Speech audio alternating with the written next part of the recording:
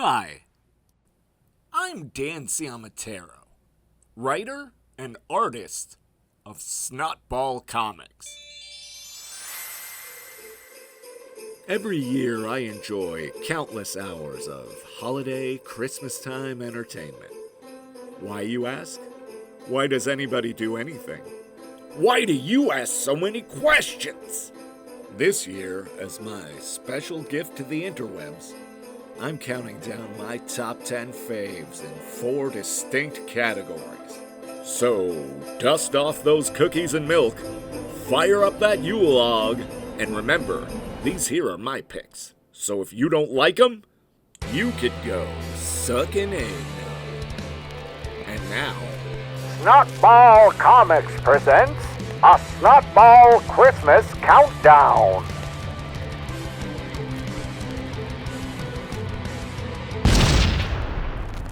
Volume 2, The Specials. I bet Andy Williams isn't in a dream when he sings his Christmas song. Well, not all the time, anyway. hey kids! How do you feel about hyper, self-aware, postmodern, surrealist comedy that barely registers as a manifestation of the human experience? Do you love it? Well then, have I got the digital floating head in a box for you. Say hello to Max Headroom.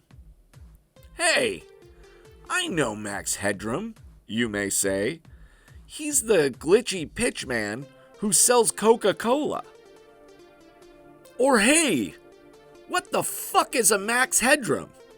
You might be asking if you're under 45, over 60, or were raised Jehovah's Witness. But what if I told you there is so a Max Headroom, and did you know he had a Christmas special? Shut up! That's impossible! Oh, it is very much possible, dear viewer, and you're looking at tiny weird chunks of it right now. Yes, believe me, as I live and dye my hair, this is really happening. Me, with you, at Christmas time. What? No way! How could they possibly turn that manic, stroke-inducing freak show into a seasonal holiday extravaganza? Well, I can assure you with all confidence, my friend, that I've seen it, I love it, and I couldn't possibly answer that question with a gun to my beloved kitty's head. But wait a minute. Isn't that what you're doing right now? I'm trying to. So here goes. Max Headroom, the improbably suave, artificial intelligence confined to an immovable TV screen, is ceremoniously carted from location to location, where he stutters his way through a catalog of bizarre, sometimes mildly threatening torch songs to children, and has heavily scripted, one-sided conversations with a collection of dead-eyed celebrities who are disoriented or doped up or, let's face it, probably both. It's Christmas in New York, though. You know what I'm saying? People in the village are dressing up as Santa Claus. There you have it, gang. In a nutshell, as they say. How did I do? Does that demystify the whole affair for you? Doesn't sound quite so far-fetched when I lay it all out there for you, do it? Happy fever dreams, children. You're welcome. Oh, Merry Christmas! Yes, Christmas is a time for giving and not counting the cost. But Christmas is a time for children, too. Saving up their pennies to buy Mommy a nice present. Trying to stay awake, hoping to see old Santa Claus slide down the chimney and break his leg. Then eating turkey and Christmas pudding and candy and cookies. Oh, stuffing their little selves so full they end up throwing up all over that carpet and ruining Christmas for everybody else.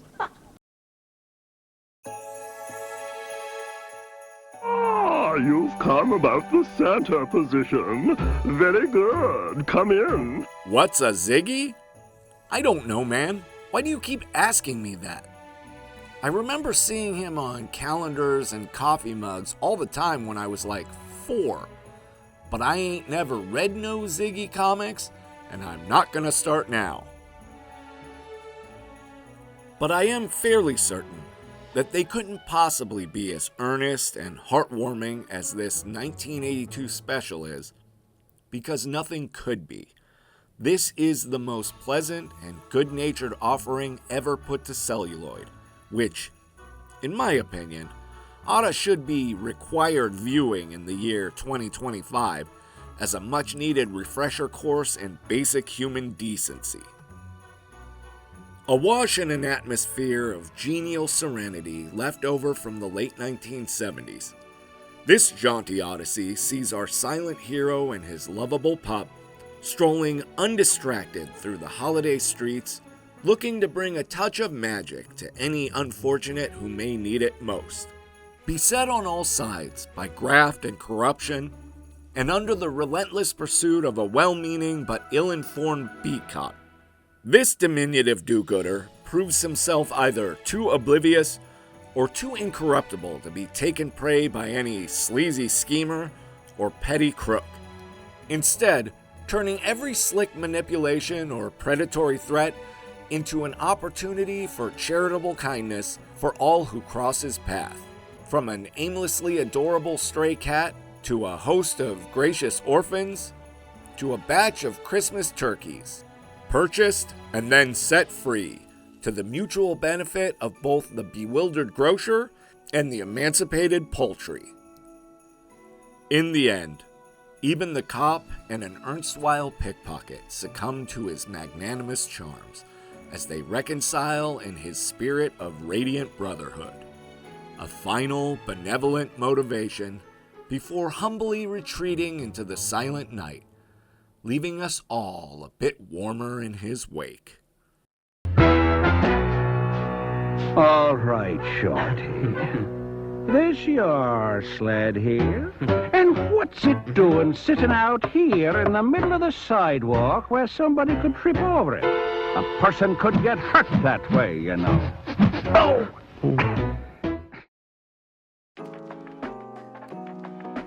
What if, this year, Yeah? everybody came back for Christmas? Unlike the previous entry on this list, I had more than a passing familiarity with the Brady Bunch as a young child. However, I never much cared for it. I viewed it in the same light as I did Star Trek or Gilligan's Island. I had a warm regard for them as television mainstays, but found them boring and unrelatable compared to more contemporary fare. But in the late 1980s, nearly a decade after their heyday, they roundly won me over with this wacky made-for-TV movie, mainly by presenting themselves as conspicuously contemporary fare. Though I've since discovered that the motivation for this slick rebrand wasn't entirely novelty alone, as it was to be something of a backdoor pilot for a proposed reboot. But at the time, all I saw was a holiday-flavored reunion episode of a bygone series. Something else I was always a sucker for. And everything about this show was great. The inciting incident alone, a Christmas misunderstanding laced with just a tinge of casually outdated misogyny, Well, thanks for stopping by, Mrs. Brady, if that's your name. is such a fun little episode that once it's concluded, you're pleasantly surprised to remember there's a whole movie waiting for you on its backside. And it's here that the real fun begins. Remember Marsha? She's the hot one. Well, she's been saddled, unironically, with a nebbishy nerd of an out-of-work husband. Jan hasn't fared much better, hovering on the brink of divorce with her professor husband, who we know is a professor, as he has the vocabulary of an overachieving 4th grade spelling bee champion. I'd move out even more critically, if I could. Good. Greg is phoning it in with a snooze fest plot with his wife and kid, Nobody Cares, which Peter more than makes up for with his storyline featuring round 2 of outdated gender role antics. And bringing up the rear are the 2 youngest children. Bobby, who's dropped out of school to become a race car driver, and Cindy, who we're all supposed to pretend isn't an entirely different human being altogether. Are we not entertained? Add to all of this an appropriately hammy, no pun intended, side story which brings Alice the housekeeper back into the picture by way of a fractured relationship with her cheating butcher husband, and you've got an ultra-modern rehash of the biggest pop culture phenomenon of the previous decade. Not a bad feather in the cap for whatever network so-and-so sewed that up for a crappy movie of the week. And a wildly entertaining holiday camp fest for you and me, TV fans. You know what made those trips really special? The whole family together. Yeah. An old guy in a red suit cruising the whole entire world in one night? Why, it's practically impossible. So, Mickey Mouse at Christmas time, am I right? Goes together like peanut butter and jelly, chocolate and peanut butter. Pick your peanut butter metaphor, they all work here. But here's the thing about the mouse and his pals at Christmas. Go find them. I'll wait. And no cheating. I don't want to see no ice skating or snowball fights here. So what do you got for me? You got the one. You know the one. I'm not going to say it here. There's a smattering of modern oddities, all centralized in their own canonical backwaters. Did you get the one where Donald Duck sings Jingle Bells? That was a fake out. It's not Christmas. Also, Jingle Bells? Not a Christmas song. That's Thanksgiving. Look it up. Point being, if you're looking to spend the holidays with Mickey and the gang, I hope you can afford a trip to Florida, 'cause otherwise, the pickings be slim. However, there are 1 or 2 stars yet twinkling in that inky sky, and this one may well be worth the nigh 100 years of darkness. Though not a true celebration with friends some may be hoping for, an event subtly teased in the final wrap curtain call. This is the first such outing to reward these timeless icons with fully realized stories outside of the short-form gag reels of a bygone age. Framing itself a greeting card triptych, this storybook anthology holds to the time-honored tradition of splitting its classic characters into their respective factions of ducks, mice, and goofs. The first, a careful what you wish for time loop morality play, casts Donald's nephews in their original role of triple terrors, right up to the obligatory life lesson of family, love, and consideration. Oh, how beautiful! Some Christmas dishes turned out to be. Oh, I'm just so happy! The next is a love is all you need slice of life parable, a la Goofy and Son, that mostly serves as a charming on-ramp for the integration of the dubiously affiliated Max Goof into the established Disney stable. And sandwiched between the doting single father and long-suffering foundling uncle, you'll find Toontown's resident young lovers, the perpetually underutilized Mickey and Minnie Mouse, who share a rare yet satisfying moment in the spotlight in a touching, bittersweet rendition of The Gift of the Magi. The second such rendition in our series, if you're keeping count, before quietly and graciously retreating to their thankless role as corporate mascot. In a perfect world, It may be nice to pass the years in celebration with our oldest cartoon friends, but perhaps it's true that the rare gems shine the brightest. If so, it's great to see this gem shine so brightly atop the bough of a sparkling tree. In the end, that just might be enough. But hey, if not, there's always Florida. Hey, how about this tree? I found it out back. It hasn't been reservated. Wow! It's beautiful. It's perfect. We'll take it.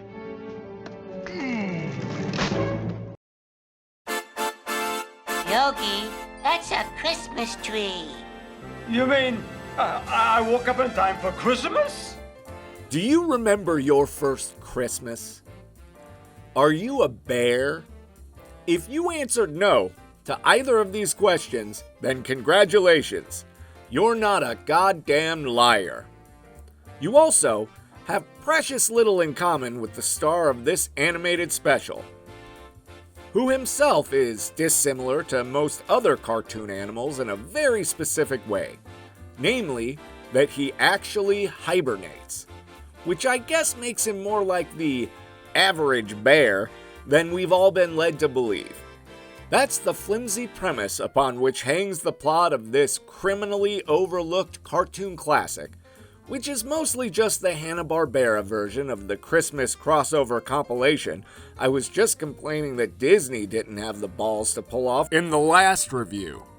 As such, in light of its Yuletide context, I find myself inclined to let Yogi and the gang off on a couple of sins I called Mickey and friends out on.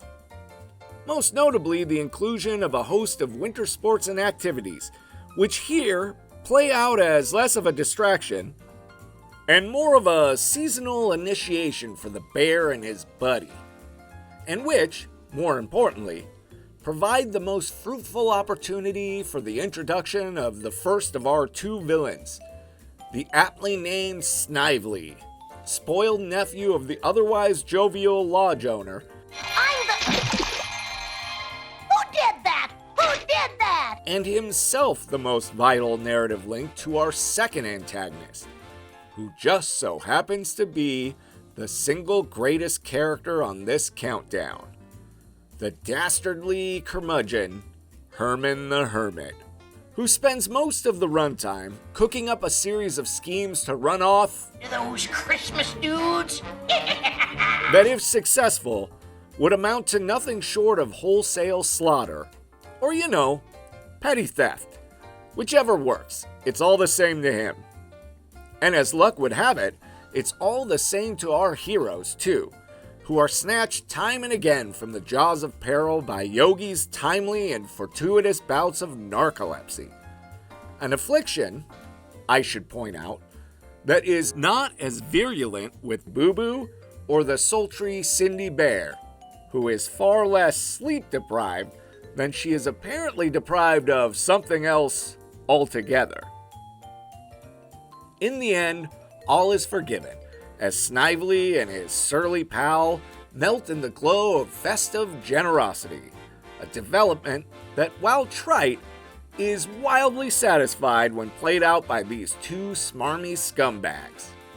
As for Yogi, well, you'll just have to pull up a picnic basket and find out for yourself. Merry Christmas! Christmas dudes! You put too much stuffing in your suit. The real Santa ain't that fat. You don't say. I do say. Old Santa and I are close tight buddies. Yogi! Won't you please find me a treat, Dad? Please, just a little treat. I already told you no, and no means no. Okay, full disclosure. From a broadcasting standpoint, I have no fucking idea what this thing was supposed to be. At first glance, it would appear to be a one-off, a charming yet challenging first-person account of a young girl's frustrated relationship with her cold and distant father set against a holiday backdrop, likely scooped up from the pages of Reader's Digest by some bored TV exec looking to fill a lonely space on his schedule one week in December. One and done, as they say.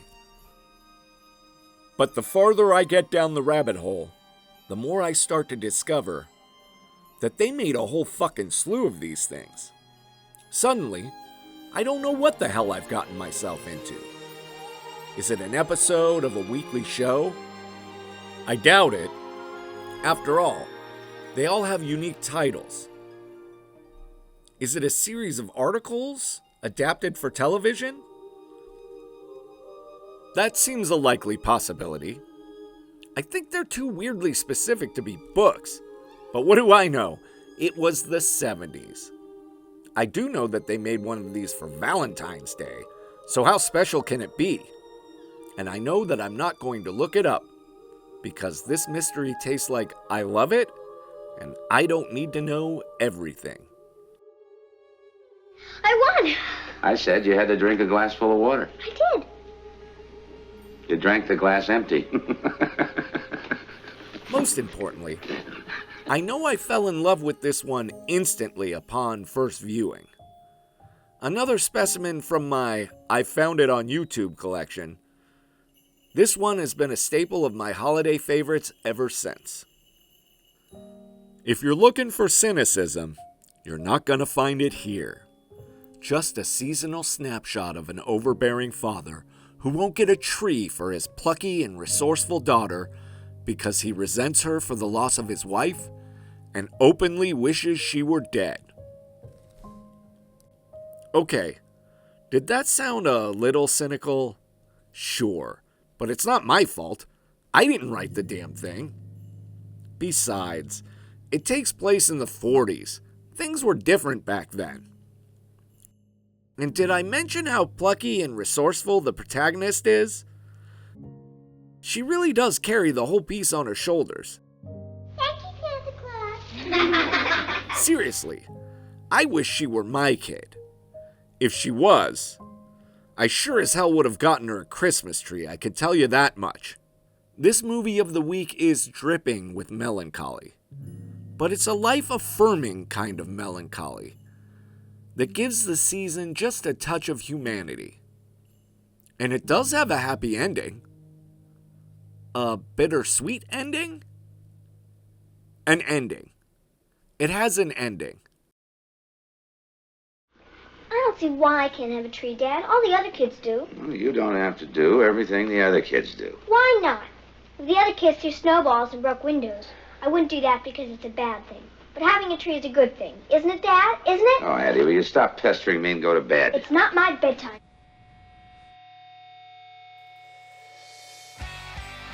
Hello, call me Robbie, 'cause I am.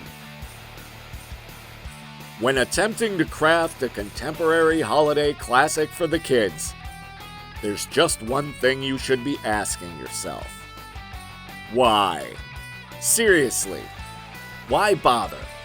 I get it. The show must go on, yada yada, who cares? But maybe you've got a really good idea. Okay. Is your good idea set in modern times? Maybe give Santa Claus a trendy, ironic rebrand. Make the main character the offspring of an established holiday icon. Well, I've got good news for you, chum. You don't have a good idea. You have a shitty idea.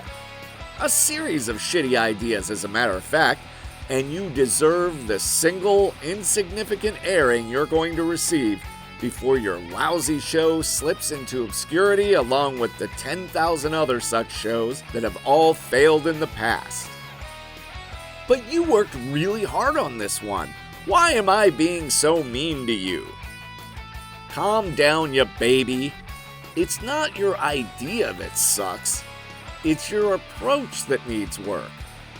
First of all, a legacy sequel for 4-year-olds of a public domain Christmas character? Boo! Suck it! But what about a screwball parody sequel for snarky 20-somethings? Now you're cooking with gas. suddenly some of your shitty ideas aren't so shitty anymore. Wanna make Santa Claus a saggy-pantsed raver DJ? Knock yourself out. Who's your main character's dad again? Shh. The son, of course, of... Don't say that name. Keep that shit to yourself, son. Just give him enough to go on without actually saying the name at all. And crack a couple of jokes, for Christ's sakes. You're not a nun. Also, sex appeal. Just a little. Make some little round boobies for the lady characters if you're working with clay. It'll look silly, but it'll make it fun for the stoners. Also, are you British? Well, have you tried to be? Couldn't hurt. So if you do all of this, are you gonna have a hit on your hands? Probably not. But we'll all have a hell of a lot more fun with it. And who knows, some jackass might hype you up on the internet. Vixen, Prancer, we've got a new reindeer in the ranks today, and he might find it hard to settle in. So, as senior reindeer, I'd like you to help me make it hell for him. You don't like him, do you? Not especially, no. Ah, this is about his dad, isn't it? I'm so excited right now, I'm sporting a Yule log. Before he was Stephen Colbert, scourge of the right, liberal talk show host, he was Stephen Colbert, scourge of the right, faux conservative pundit. The Stephen Colbert of this musical comedy special doesn't appear to fit too comfortably into either camp. Obviously, considering where and when this aired, paired with an ominous portent of the war on Christmas. How's that going again, by the way? Christmas is still winning? Phew! I was worried there for a second. This is meant to link to the conservative blowhard incarnation. And blowhard he is, performing here at his megalomaniacal best. But clearly at this point, the cracks are starting to show. As this special wisely eschews the political satire for a series of wacky songs and guest stars. If there's any satirical target here at all, it's the concept of the holiday sketch variety show itself. But even that's a bit of a stretch. This loving rendition is less a parody and more a return to form modern-day entry into the classic pantheon. And viewed in that context, it does its predecessors proud. Every song here is a hilarious tour de force. From the shamelessly exploitative opening number cash grab, through the transparently pandering War on Christmas ditty, to the single entendre sex ballad ode to Nutmeg. Each one is a banger, and each banger is bangerier than the last. John, where are you going? Where do you think I'm going? I'm gonna go find a Meg so I can nut it. As for the guest list, it seems tailor-made to reinforce the unspoken edict of partisan neutrality. There's country stars and legends, rock acts of both the folk and indie variety, some smooth R&B courtesy of John Legend, and a Hanukkah history lesson croaked out begrudgingly by Colbert bestie Jon Stewart. And not to put too fine a point on it, a special appearance by you-know-who. This is a fun and funny bright spot on any holiday hits list, and one of the few initiates to routinely inspire a biannual viewing. A feature that in itself might position it well within striking distance of the covetous #1 spot. Were it not for some very malleable competition. I'm giving you the greatest gift of all. Wow! It's a DVD of this Christmas special! The one you're watching right now! It's currently on sale at fine retailers everywhere. It's Christmas Eve. Next reindeer's due any minute. Unlike some of the shows on this list that I discovered through various means later in life, I was fortunate enough to have seen this one when it first aired, and spent many a year since hoping to run across it again, only recently succeeding in that task. Being a sucker at a young age for animation, advertising, and the unquenchable mid-80s trend of cool guy characters, if there was a Spuds MacKenzie Christmas, it would likely have found a place on this list. I was instantly smitten with the achingly marketable and ever-present California raisins. So when I saw they had a Christmas special, I was on the hook. Luckily, for posterity's sake, Will Vinton, the creator of this piece, refused to shackle himself completely to his corporate creations, and instead used this opportunity to showcase his not insubstantial talents. The raisins, of course, did make an appearance, turning in a fairly pedestrian take on Rudolph, a fool's errand for any production at this time, especially a stop-motion one. But once they were out of the way, this colorful special was able to spread itself out to more creative endeavors, from humorous renditions of Carol of the Bells and Angels on High, the latter accompanied by 2 ice-skating walruses, to more quiet and introverted pieces, such as the soulful Three Kings and jazzy and visually captivating Joy to the World. Each segment lovingly handcrafted in Vinton's trademark style, and bookended by the odd couple antics of the erudite Rex and the bumbling Herb, who incessantly squabble over the precise pronunciation and meaning of the word wassail. It's wassailing, I tell you, it's wassailing! It means carol, by the way. A disagreement that inexorably leads to the exacerbation of one and the insatiable snacking of the other. This is a quick watch and well worth searching out. A fun and entertaining addition to the tradition of other stop-motion favorites, guaranteed to warm you on a cold winter's night. So, what does it mean? What? Wassailing? Why, just going around the neighborhood singing Christmas carols, receiving treats, and Christmas cordials. Now that I like. Let's wassel!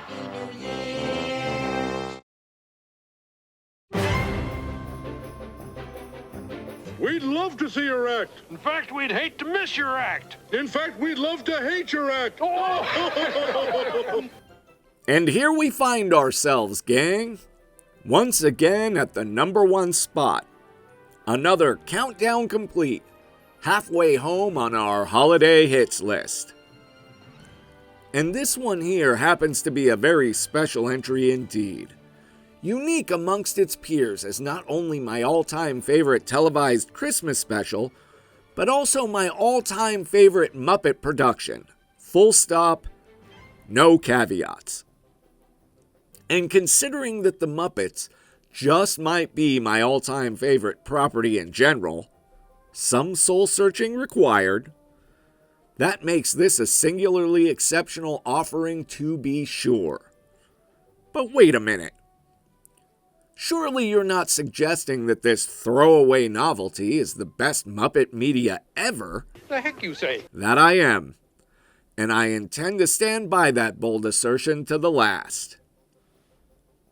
Maybe someday I'll contextualize that in an official ranking. But for our purposes here, such analysis won't be necessary. The strengths of this piece are relatively self-evident. For starters, and this is a big one, this is the first and only official gathering of the Muppets proper and their Sesame Street and Fraggle Rock cousins, with some Muppet babies thrown in just to show off. This premise alone should put a fairly sharp point on it.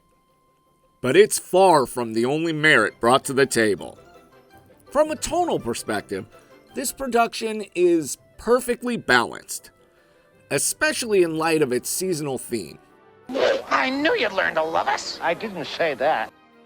First and foremost, this is a comedy number, as it should be, with its moments of warmth applied with light and tactful brushstrokes, a refreshing whiff of just the right amount of sleaze, and even touches of hilarious morbidity. Thematically, it's nothing short of perfection, a product of decades of craft and innovation, assembled with the breezy confidence of competent professionals returning to a familiar playground to do what they do best. As mentioned, its comedy beats take center stage and are sharp, bouncy, and at times surprisingly dark. Its moments of sentiment are beautifully poignant and deftly sparse, regulated mainly to the serene and affable Fraggles, leaving the venerable Sesame Street gang to be dragged into the murky chaos of the larger Muppet world, allowing them a chance to play with the grown-ups for a change. An opportunity not taken for granted, as it leads to the most hilarious and heartwarming salty and sweet switchback ever to hit the airwaves. When the dust clears, the regulars set the stage, some newcomers shake things up, Piggy steals the show from the sidelines, and it's wrapped up nicely with a musical medley of Christmas classics, all under the watchful eye of the master himself. A bittersweet swan song for the original Muppet family, and an evergreen favorite for you and yours. Yeah. Oh, yeah, I recognize it now. This is the traditional fitting, right? To see if the roasting pan is big enough for a nice fat bird. Yeah, gobbler, gobbler, torky, fitsky, witsky. Of course, before we go any further, there is one thing I think you should see. Nu miskus is gobbler, gobbler, snooze. If you think I'm a nice fat bird, look at this!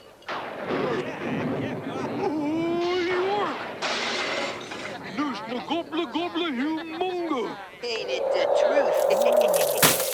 Hey there, thanks for watching. And Merry Christmas. If you liked it, you know what to do. All of the things. Like, subscribe, make me a sandwich. I like liverwurst. And don't forget to check out the other videos in my playlist in the link right here.